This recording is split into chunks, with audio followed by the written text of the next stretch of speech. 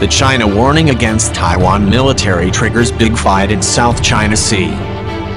China's rising antagonism towards Taiwan has sparked doubts as to whether the United States should defend the island if China launched an attack.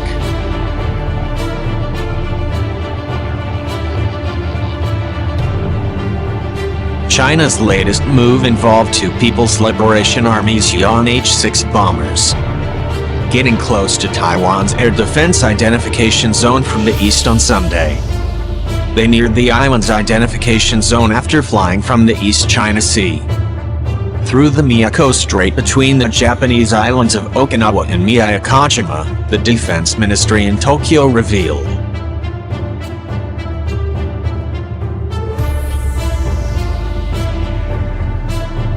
In the past month, the People's Liberation Army aircraft carried out 10 incursions, taking this year's total number of incursions up to 16. Observers claim the intrusion was both for practice and to caution the U.S. against defending Taiwan. The U.S. responded to the recent People's Liberation Army attacks by sending aircraft, mostly reconnaissance planes, through Taiwan's airspace, with 6 of them flying over on Monday.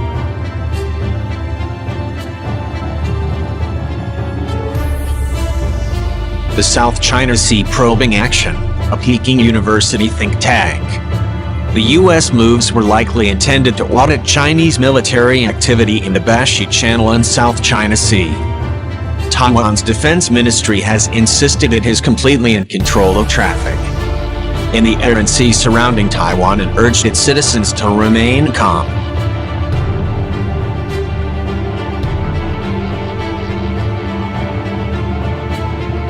However, Suu Kyi, former Secretary General of Taiwan's National Security Council, admitted he was concerned about the ongoing circumstances.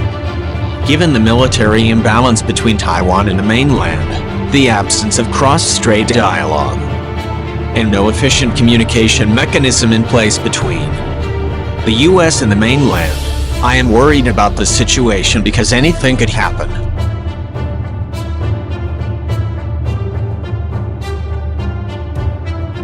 Mr. Suu expressed his concern about Senator Josh Hawley's proposal of a Taiwan Defense Act, that it might give Taiwan's authorities false hope about the probabilities of the U.S. defending the island.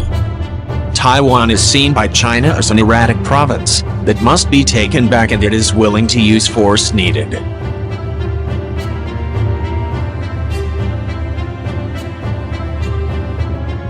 It has cancelled official deals with Taiwan, increased its war action around the island, and poached 7 of its allies since Tsai Ing-wen, of the independence-leaning Democratic Progressive Party, became president in 2016 and decided not to abide by the One China principle.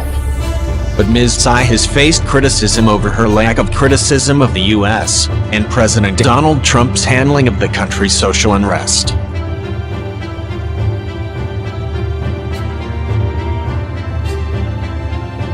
Wang Kongyi, a professor of political science at Chinese Culture University in Taipei.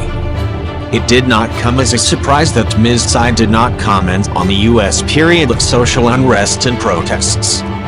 Given Taiwan's close ties with Washington, it is inconvenient for Tsai to comment on the U.S. unrest or how Trump has handled the protests.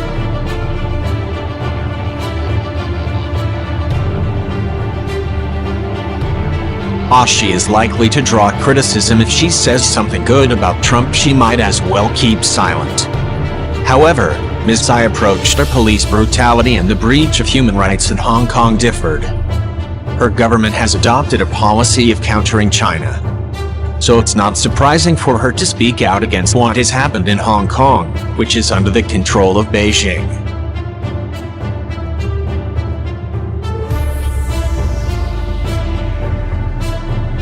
Beijing has furthermore cautioned the U.S. against supplying arms to and creating a tighter bond with Taiwan. Sen Hawley's proposed Taiwan Defense Act urges the U.S. to comply with its responsibilities to aid Taiwan under the 1979 Taiwan Relations Act. the legislation which was created to maintain links with Taipei after Washington changed formal diplomatic recognition to Beijing.